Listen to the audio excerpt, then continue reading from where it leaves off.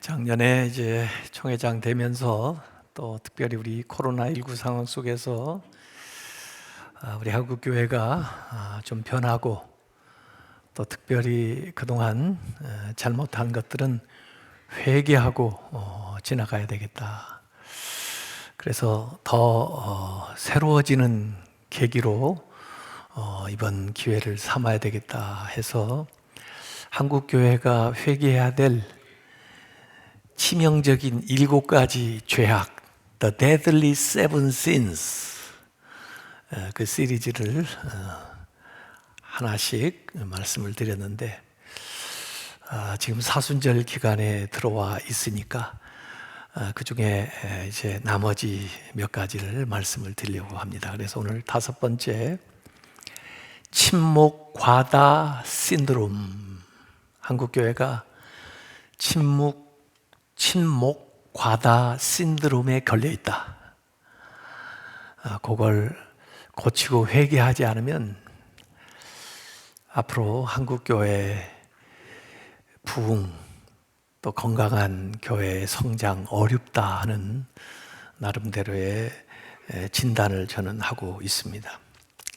데오도르 웨델이라고 하는 사람이 그런 얘기했습니다. 어느 한적한 그 해변가에 그 나라에서도 잘 돌보지를 않는데 그 해변이 좀 위험한 지역이 있어서 자원해가지고 그 협력하는 사람들이 모여서 구조대를 만들었습니다. 그래가지고 교대로 그 해변가를 살피고 지키는데 어느 날 그 근처에서 큰 사고가 일어났어요.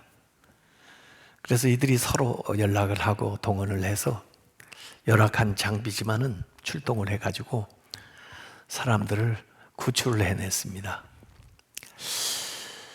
나라에서도 돌보질 않는데 이런 자원해서 봉사하는 사람들이 대단한 일을 했다 해가지고 방송 신문에 대서특필이 되니까 나라에서도 관심을 갖고 또 사람들도 참 그 일을 귀하게 생각해서 전국 각지에서 성금이 답지를 하고 또 심지어 자기도 거기에 헌신해서 일하겠다고 하는 자원봉사대원들도 많이 모여오게 됐습니다.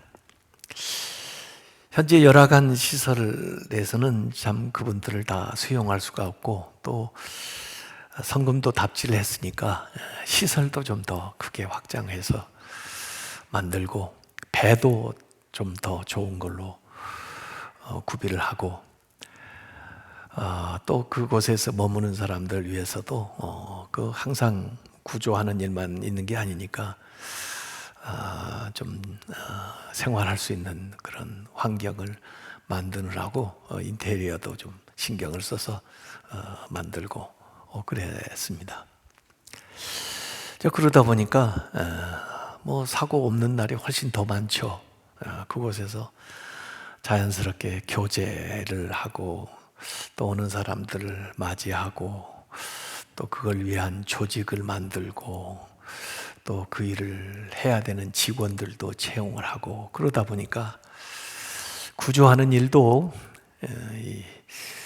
자원하는 사람들보다는 좀 더 전문적으로 훈련받은 자격증 가진 이런 사람들에게 좀 전담해서 시켜야 더 되겠다 하는 식으로 해가지고 그 조직이 커지기 시작하는 거죠.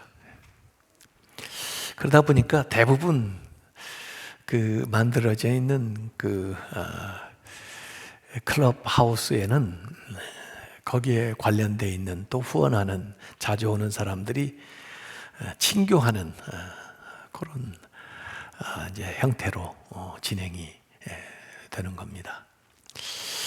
그 중에 몇몇 의식 있는 사람들은 자꾸 문제 제기를 하는 거예요. 원래 우리가 이게 친교하려고 만든 단체가 아닌데 어떻게 이렇게 클럽처럼 되어 가느냐.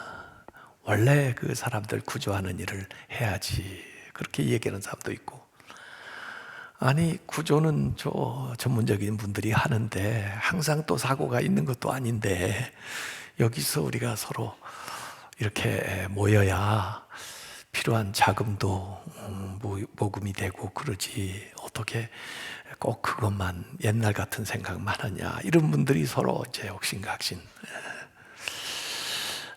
그러다가 이제 원래 우리 순수한 그 구조 활동을 해야 된다 해가지고 그런 사람들이 따로 그 모임에서 나가가지고 또 한쪽에 가서 허름하게 새로 이제 시작하는, 그러다 보니까 그런 식으로 해서 해변가에 클럽이 많이 생기게 됐다, 그런 이야기를 그 웨델 데오도르라고 하는 사람이 하고 있어요. 저는 그걸 딱 읽어보면서 어쩜 이게 교회 얘기 같다 하는 생각이 들어요. 저도 개척교회를 해봤습니다만은 개척교회 하는 젊은 사람들은 전부 세상 교회들은 다 잘못되고 자기만 정말 참된 교회를 할 것처럼 이렇게 의욕을 가지고 몇몇 사람이 사실은 시작을 합니다. 또 어떤 분들은 선언까지 해요. 우리는 뭐 기존 신자를 받지 않을 것이며 우리는 건물을 짓지 않고 그냥 임대해서 할 것이며 뭐 어쩌고 다 그래요. 근데 그런 교회가 또 부흥합니다. 그래서 사람이 또 많아지니까 어떻게 해요? 최소한의 건물을 또 가져야 되고 또 거기에 필요한 사람들을 세워야 되고, 그러다 보니까 그들이 그렇게 뭐라고 나무랬던 그 교회의 모습을 그 당대 또는 그 다음 때에 그대로 답습해가지고 가는, 그러면서도 별로 의식이 없는 이런 모습이 교회의 모습입니다. 그래서 어네스트 트랄치라고 하는 사람이 The Social Teachings of the Christian Churches, 기독교의 사회적 가르침이라는 두 권으로 된 아주 굉장히 분량이 되는 책을 썼는데요. 제가 이제 기독교 사회인례학을 전공을 했으니까 그 책을 쭉 읽어보면 그 트렐치가 기독교의 그 역사를 그런 식으로 파악을 합니다. 처음 시작할 때는 섹트 타입, 소종파, 우리만 참된 온전한 제대로 된 뭐 이걸 해보겠다고 이 독립교회처럼 처음 적게 시작하죠. 섹트 타입. 그런데 이게 얼마간 시간이 지나면 처치 타입으로 넘어가요. 교회, 교단, 교파, 조직을 갖춘 제도화된 종교로 넘어가죠. 물론 그 중간중간에 미스틱 타입, 신비주의적인 유형이 있어가지고 하지만은 교회의 역사가 결국 그렇게 계속 사회학적으로 파악을 해보니까 흘러가더라 하는 것이 어네스트 트렐치가 파악한 교회의 그 타이폴로지 유형입니다. 그 세 가지로 나눈 유형을 리처드 니버라고 하는 사람은 Christ and Church Culture, 그리스도와 문화라고 하는 책에서 그 사이사이에 두 개를 더 집어넣어서 5가지 유형으로 나누죠. 근데 어쨌든 어네스트 트렐치가 얘기했던 3가지 유형도 물론 이렇게 굉장히 다르지만은 그래도 공통적인 게 있어요. 뭐냐면 내부 결속을 강화한다는 거예요. 어떻게든지 그 내부의 구성 또 회원들을 아주 그 조직에 충성하게끔 만드는 그런 것들이 공통적이에요. 이 다른 타입이라도. 그래서 너무 내부에 집착해 있으니까 그 리처드 니버는 2가지 유형을 추가해서 사회와의 관계성 속에서 이 교회가 사회에 동화되는 Christ of Culture, 문화의 그리스도, 그런 유형이 있는가 하면 좀 그게 자유주의적인 경향을 띠죠. 또 그것과 반대로 사회를 변혁시키는 Christ transform the culture. 그리스도가 문화를 변혁한다. 그런 유형 두 가지를 그 안에다가 넣어요. 근데 사실은 그가 뭐 사회학적으로 분석을 했기 때문에 어떤 유형을 추천하는 건 아니지만은 원래 기독교의 복음은 뭐냐? 문화를 변혁시키는 거죠. 세상 속에 나가서 세상의 소금이 되고 세상의 빛이 돼야 되는 거죠. 교회 안에 모여 있으면서 소금 덩어리가 되고 빛 덩어리가 돼서는 아무 소용이 없죠. 왜 소금이냐? 세상이 부패되어 있기 때문에 세상의 소금이 되라. 왜 빛이냐? 세상이 어둡기 때문에 세상의 빛이 되라. 이게 복음인데, 신앙생활 오래 하면 오래 할수록 사회와 단절되고 교회 안에서만 모여요. 그래서 모든 활동이 교회 안에서만 되어져요. 그래서 굉장히 폐쇄적이고, 또 밖에 사람들이 보면 굉장히 집단 이기주의적인 모습을 교회가 보이기 때문에 이러한 시기에 교회를 굉장히 세상 사람들이 비난을 하고 공격을 하는 것을 보게 됩니다. 최근에 나온 목회 데이터 연구소 2021년 기독 청년의 신앙과 교회 인식 조사, 지난 2월 19일에 발표된 교회 안에 있는 청년들한테 앙케이트 조사를 했어요. 제가 그 조사된 내용을 보고 좀 충격을 받았는데, 성경 말씀을 지키며 살면 세상에서 성공할 수 있다? 이렇게 응답하는 청년들하고, 성경 말씀을 세상에서 지키면서 살면 세상에서 성공할 수 없다, 이렇게 생각하는 응답들을 봤는데, 우리 교회 안에 있는 청년들이 응답하기를 성경 말씀을 지키며 살면 세상에서 성공할 수 없다라고 응답한 사람이 40.4%예요. 40%가 넘다 이 말이에요. 성경 말씀대로 살면 사회에서 성공할 수가 없다. 그렇게 생각하십니까?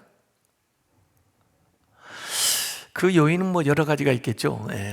세상이 하도 악해서 하나님 말씀대로 살려고 하는 사람들을 아주 기회도 안 주고 무시하고, 또 끌어내리니까 말씀대로 살아야 세상에서는 성공할 수 없다, 그런 생각을 하게 됐는지 모르겠습니다만은, 어쨌든 그러면 성경 말씀을 왜 배워요? 더구나 성경 말씀을 지키면서 사는 사람이 내 주위에 많다, 별로 없다 그런데, 성경 말씀을 지키며 사는 사람이 내 주위에 별로 없다가 61.7%입니다. 참 요새 최근에 이 청년들은요, 우선 조사해 보니까 대부분의 청년들이 부모님으로부터 믿음 생활을 이렇게 하게 됐어요. 그래서 교회에 머무르고 있다고요. 그러니까 요새는 전도돼서 밖에서 안 믿던 사람이 처음으로 자기 가족은 아무도 교회를 안 다니는데 교회를 오는 경우가 굉장히 드물어요. 그래서 지금 기독교가 가족 종교화되고 있다, 이렇게 사회학적으로 얘기를 하고 있는데, 그 말은 기독교가 팽창되는 게 아니고 축소되고 있는 거죠, 지금 이렇게 역삼각형처럼. 왜냐하면 믿는 가정에서 청년이 교회 안 나오는 청년들도 많이 있기 때문에. 그런데 그 청년들이 성경 말씀대로 사는 사람을 못 봤다는 거예요. 61%가 자기 부모도 그렇게 안 산다는 얘기고, 교회 만나는 어르신들도 세상에서 보면 성경 말씀대로 사는 것 같지가 않다는 거, 그죠? 그러면 이 성경 말씀은 뭐라고, 왜 주어진 책이며, 우리가 왜 이 말씀을 들으며 이 말씀을 배우는가? 교회 안에서만 쓸모있는 책인가? 내 가정생활에는 쓸모없는 책인가? 사회생활에서는 적용할 수 없는 것인가? 이런 의문이 생기는 것입니다. 그 앙케이트 조사에 이거 오늘 제가 얘기하는 거가 좀 상관은 없지만은 너 앞으로 10년 후에 교회 다닐 것 같으냐 하고 그 청년한테 물어봤더니 40%의 청년이 10년 후에는 교회 안 다닐 것 같습니다 예요. 지금은 부모님 때문에 또 부모님의 영향력 하에서 내가 교회를 효도하는 차원에서 나가고 있지만 앞으로 10년 후에는 내가 독립하고 내 자발적으로 결단할 때가 되면은 글쎄요 교회 안 갈 것 같은데요, 그렇게 말하는 율이 굉장히 높다는 거예요. 참 심각한 그런 상황입니다. 이 코로나19로 우리가 예배 모이기 좀 힘들죠. 그래서 많은 요구를 받고 있습니다. 정부에 이야기를 해서 교회 예배 좀 보장할 수 있도록, 이 종교의 자유인데 총회장 뭐 하느냐 말이야, 가서 좀 얘기 좀 하라고 그러는데 청년들 앙케이트 조사했어요. 그랬더니 청년들은 그렇게 교회가 요구하는 것에 대해서 별로 동의하지 않습니다. 방역 당국의 방침에 따라 교회가 가는 것이 옳다고 생각한다는 것이 70% 이상의 청년들은요. 굉장히 생각이 다르죠. 근데 사실 예배 소중하죠. 근데 예배가 우리가 이렇게 나와서도 예배를 드리지만 온라인으로도 마음과 정성을 모두면 참여할 수는 있어요. 근데 사실 교회가 어려운 것은 예배를 못 드려서라기보다는 친교를 못해서 어려운 거예요. 친교, 예배 후에 친교. 여러분들이 교회를 나오셨다 할지라도 어때요? 좀 이전과 다르죠?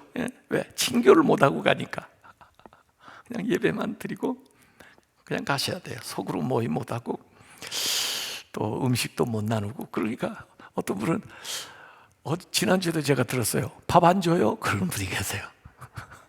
미안해요. 교회 밥이 없어서 못 드리는 게 아니고 지금 그런 사정이에요 지금요.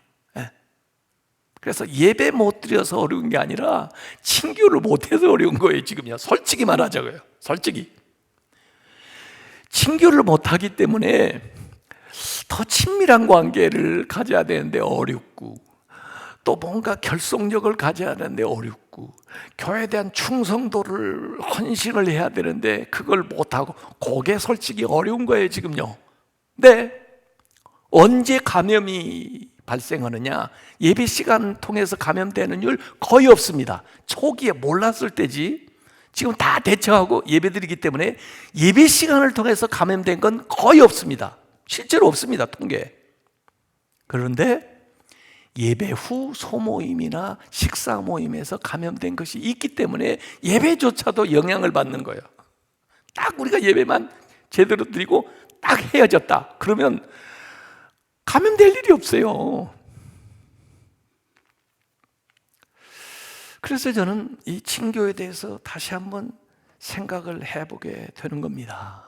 물론 교회에 굉장히 중요한 요소가 예배의 일부분이라고도 할 수 있고, 또 이 교회 예배, 교육, 전도 뭐 이런 것뿐 아니라 친교도 굉장히 중요한 것이면은 사실이지만은 우리가 추구하고 원하고 하는 그 친교가 과연 성경에서 말하는 성도의 교제와 동일한 것이냐, 그러면 많이 이탈되어 있는 것이냐, 이걸 한번 이번에 정확하게 짚어보고 생각해야 될 필요성이 있겠다, 이런 생각이에요.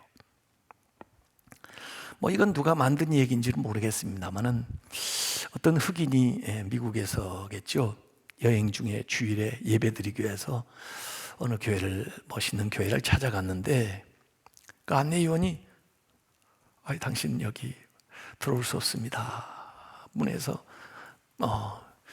못 들어오게 막는 거예요. 나 예배 드리러 왔는데 왜 제가 여기에 못 들어갑니까? 그러니까 여기 백인교회입니다. 당신 흑인이라 못 들어옵니다. 얼마나 실망이 돼요. 그래서 그 계단에 앉아가지고 저 안에서 예배 드리는 소리 들으면서 잠시 앉아있는 동안에 졸았는데 그 주님이 나타나신 거예요. 너 왜 여기서 울고 있냐? 그러니까 아이 주님, 제가 예배 드리러 여기 왔는데 제 흑인이라 그래서 못 들어간다고 그래가지고 제가 여기서 앉아서 울고 있습니다. 그랬더니 주님께서 울지 마라. 나도 저 교회 들어가 본 적이 없다.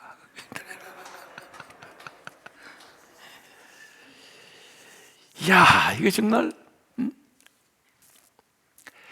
이 크리스천 펠로십, 기독교의 그 교제라고 하는 것은요, 원래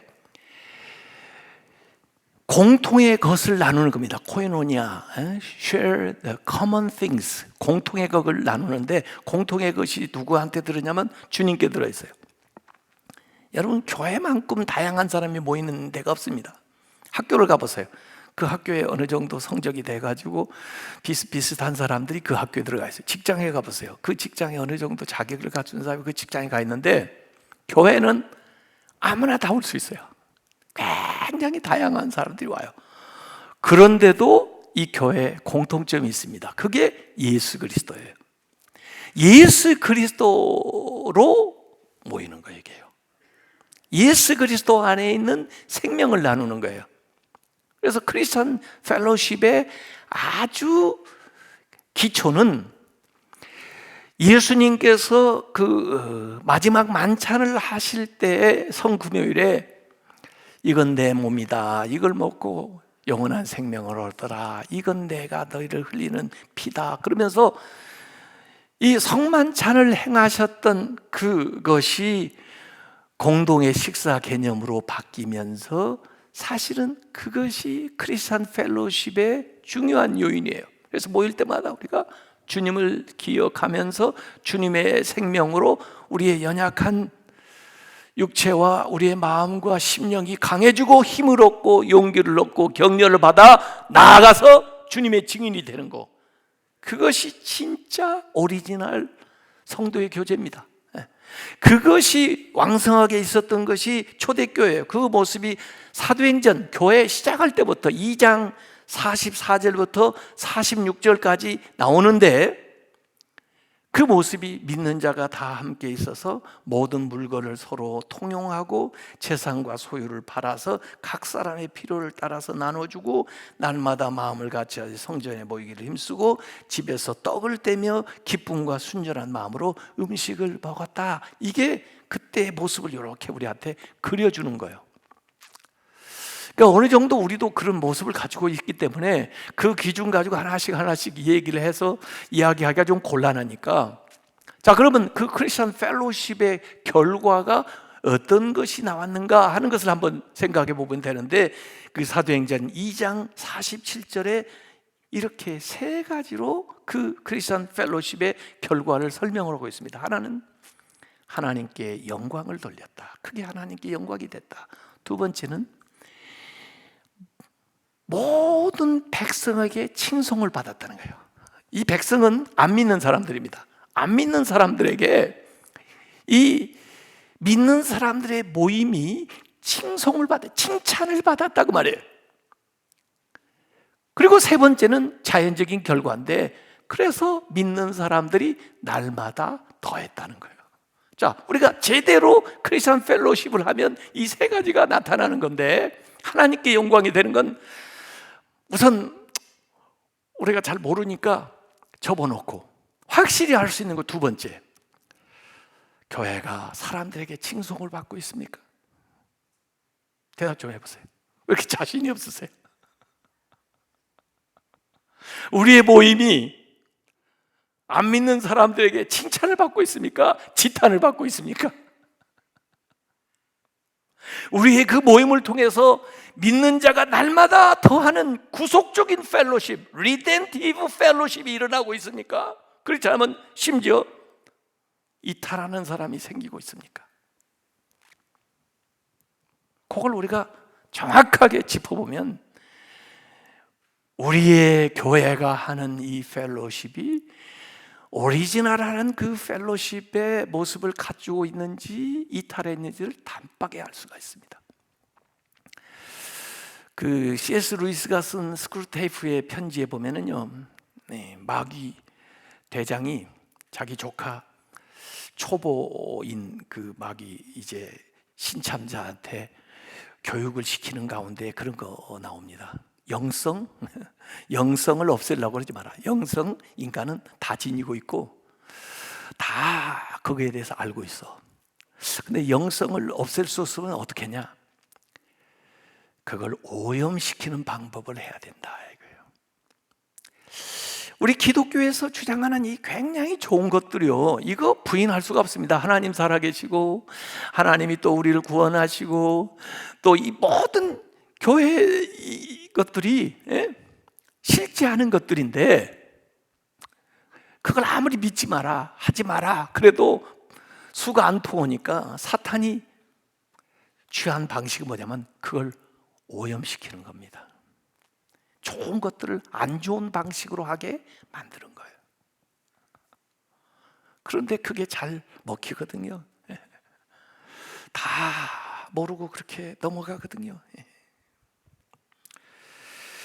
지금 안타깝게도 한국 교회는 이제 친교를 지나서 친목회로 가고 있습니다. 교회 안에서의 그 친교와 세상에서의 친목이 별반 다른 것을 못 보겠습니다. 분명히 교회 안에서는 주님을 중심으로 해서 생명을 나누는 구속적인 사귐이어야 되는데 그게 점점 안 보여요. 친목회 형태의 행사가 너무 많아졌습니다. 교회 안에도 많고 지방에도 많고 총회도 많고 그거 쫓아다니려면 목회자도 목회를 못할 지경입니다. 제가 17년 전에 학교에서 교수하다가 현장 목회를 왔는데 그때부터 계속 들리는 제 귀 속에 들리는 이야기가 뭔지 아세요? 목회하지 마라. 목회하지 말라니까? 목회하지 말라니까? 계속. 왜? 목회 외적인 일이 너무 많아요. 그거에 바쁘다 보면 진짜 목회 못해요. 바쁜 목사들 전부 나쁜 목사입니다. 그래서 저는 바쁘지 않으려고 애를 써요. 그런데 그거 쉽지 않습니다. 왜? 행사가 너무 많아요. 제가 제일 고민하는 게 뭔지 아십니까? 행사에 찬조해 달라는 청구서에 결제해야 되는 경우입니다. 교인들의 헌금으로 마련된 이것을 정말 교인들이 쓰는 것보다 더 귀한 목적에 써야 될 텐데 친목회에 써요. 그걸 교회마다 스폰서를 해달라고 요청이 와요. 제가 죄송한 얘기지만 금년에 이 코로나 때 총회장 된 걸 저는 참 다행스럽게 생각합니다. 왜냐하면 바쁘지 않으니까.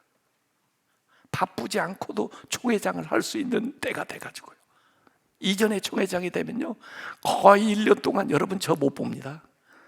교회에서는 아예 그렇게 알고 아유 우리 목사님 그냥 총회 위해서 일하라고 안식년 준 걸로 알지 그렇게 하고 보냅니다.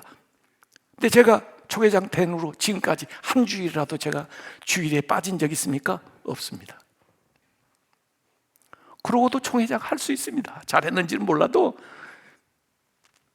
왜? 행사에 안 가니까. 행사를 다 없애버렸으니까.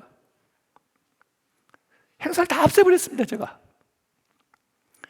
행사 안 하고도 교단이 얼마든지 잘 될 수 있다는 걸 보여주고 싶은 거예요. 행사 안 하고도 교회가 얼마든지 잘 될 수 있다는 것을 보여주고 싶은 거예요. 본질적인 일에 더 집중하자. 재원도 한정돼 있고 사람도 한정돼 있고 시간도 한정돼 있는데 그걸 거기다가 다 쏟아내면은 언제 사람들 구원하고 언제 기도하고 언제 말씀 전하느냐 말이요. 너무 거추장스러운 일들에 한국교회가 너무 빠져 있습니다. 모든 모임들이 침묵의 성격에 무슨 이런 체육대회가 많은지, 무슨 그렇게 모임이 많은지, 또 거기에다가 다 선교자를 붙여가지고 그냥 여행을 갈 것이지 선교 여행이라고 생각하고 다 좋은 것들을 편지시키는 겁니다.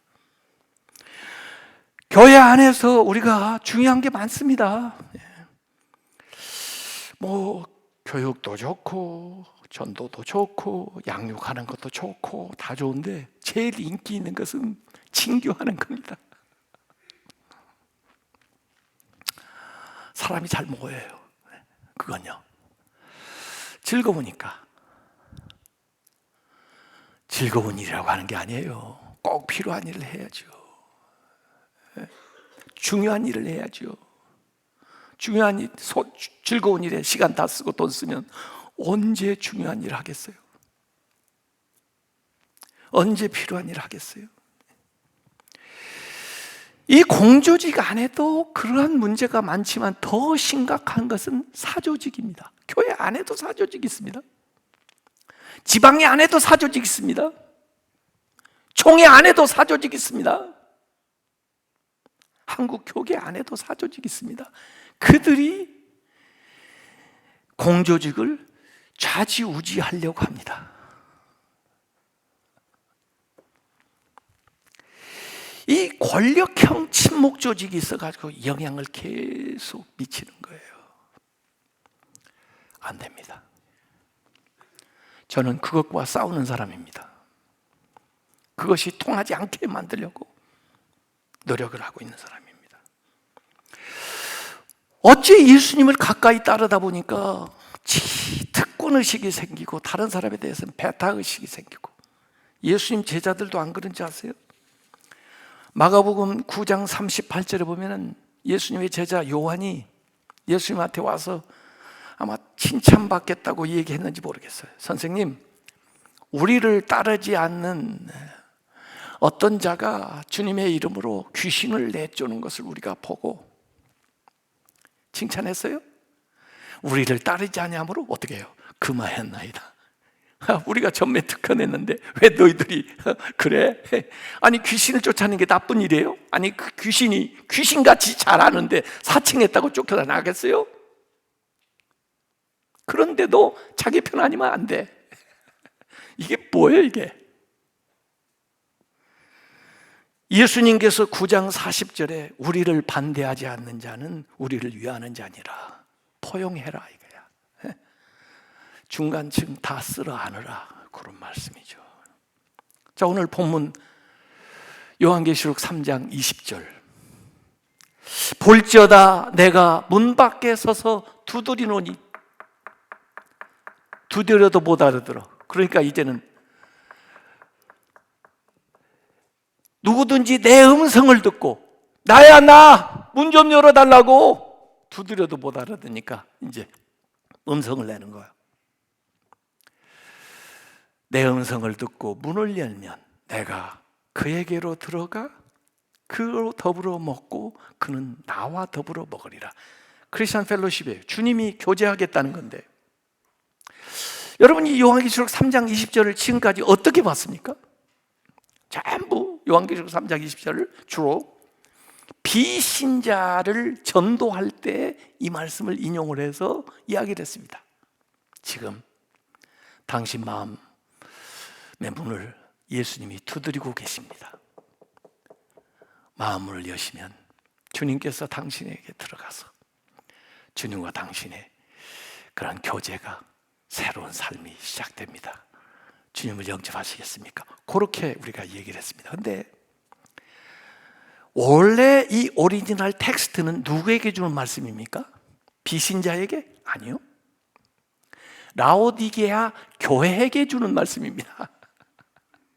라오디게아 교인들이 칭찬을 하나도 못 받았는데 그 교회에 하는 말씀이에요. 내가 문 밖에서 두드리는, 어디 문 밖에? 교회 문 밖에서 두드린단 말이에요. 그럼 뭐 하고 있나? 그 교회 안에서 자기들끼리 놀고 있는 거야.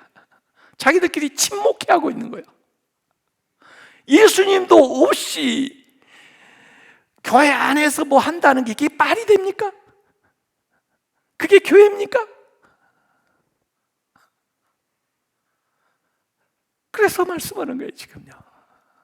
그런 교회가 있을 수 있다는 거예요. 주인공도 없이 말이에요. 어떤 부부가 팬시한 레스토랑에 가가지고 음식 오더를 하고는 오늘 말이에요, 여기 생일에 특별한 거 있어요? 예, 생일 되신 분에게 우리 식당에서는 케이크를 서비스로 갖다 드려요. 그래서 누가 생일이세요? 금년에 몇 번째 생일이신데요? 이렇게 물어보니까 사실은 우리 애가 5살 먹은 애가 생일인데 하도 이런 식당 오면 돌아다니고 그래서 집에 놓고 우리 둘이 왔다고. 주인공 없이. 예. 사도행전 12장 12절에 보면은 마가의 집에 신자들이 모여가지고 감옥에 지금 잡혀있는 베드로 사도를 위해서 열심히 기도합니다. 옥에서 나오게 해달라고. 그 기도에 대한 응답으로 하나님이 천사를 보내셔가지고 베드로를 옥에서 이끌어내요. 그러자 베드로는 자기를 위해서 기도하고 있는 성도들이 모이는 마가의 집으로 달려갑니다. 그래서 그 집 와서 문을 두드려요. 그 베드로가 온 음성을 와서 누구세요? 나 베드로다.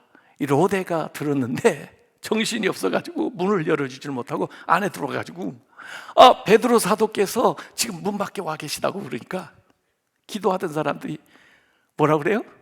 아멘 할렐루야 그랬어요? 뭐라 그랬어요? 너 미쳤구나. 감옥에 있는 사람이 어떻게 나와? 자기들이 뭘 기도했는데? 나오게 해달라고 기도한 사람들이 기도의 응답은 막상 오니까 미쳤구나. 어떻게 그런 일이 가능해? 기도했으면 어떻게 해야 돼요? 문 열고 나와야지. 문 열고 기다려야지. 기도한 것을 믿지 않는 거예요. 우리가 친교한 것을 믿지 않는 거예요. 우리끼리 언제까지 이렇게 살아갈 거냐 그 말이에요.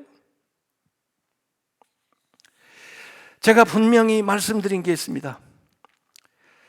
신자들은 교회의 현재이고 비신자들이 교회의 미래다. 신자들끼리 교회에 모여있기만 하면 교회는 미래가 없다. 이렇게 얘기했습니다. 우리가 구조조정해야 됩니다. 교회가요, 작년에 재정을 쭉 운영하면서 보니까 물론 예산만큼 헌금 수입이 차지는 못했어요. 좀 부족했죠. 그래도 교회가 적자가 나질 않았습니다. 세상으로 말하면. 왜? 지출이 자제돼 있으니까. 근데 대부분 행사를 못했어요. 하고 싶어도 못해요. 그래서 수입이 지출보다 훨씬 더 많아졌어요. 작년에. 우리 교회로 말하면 더 건전한 재정이 된 거예요. 교단도 마찬가지예요. 행사를 다 줄이고 나니까 지출이 완전히 내려온 거예요. 그래서 안정적으로 해나갈 수 있는 이 기조를 코로나19가 끝나도 가지고 나가야 됩니다. 그때까지만 참았다가 그때 가서 다시 뒤집었겠다? 안 됩니다. 다시 한번 처음부터 생각해보고 꼭 필요한 것들만 정말 하나님이 우리에게 주신 그 사명을 따라서 한 가지씩 해나가야 됩니다. 그래야 세상 사람들로부터 칭송받는 교회가 되고, 그래야 떠났던 사람들, 와야 될 사람들이 이곳에 나오게 되는 그런 참된 크리스천 펠로십, 그 일들을 이루어가는 우리 교회, 교단, 한국교회 다 되시기를 주님의 이름으로 축원합니다. 기도하겠습니다. 아버지 하나님, 그동안 저희들이 교회 일에 바쁘다고, 가정도 소홀히 하고, 또 세상에서 소금이 되고 빛이 되는 역할도 감당할 수 있는 여력이 부족했습니다. 그런 결과 오늘날 청년들도 교회에 오지를 않고, 또 성도들조차도 믿는 삶에 대한 자부심이 약화되고 있습니다. 아버지 하나님, 이때 다시 한번 우리의 신앙생활을 돌아보고 꼭 필요한 일 중심으로 구조조정을 할 수 있도록 인도하여 주시고, 참된 교제를 회복해서 이 안에 일으키시는 생명의 역사를 펼쳐나가는 교회와 교단과 한국교회가 되게 하여 주시옵소서. 예수님의 이름으로 기도하옵나이다. 아멘.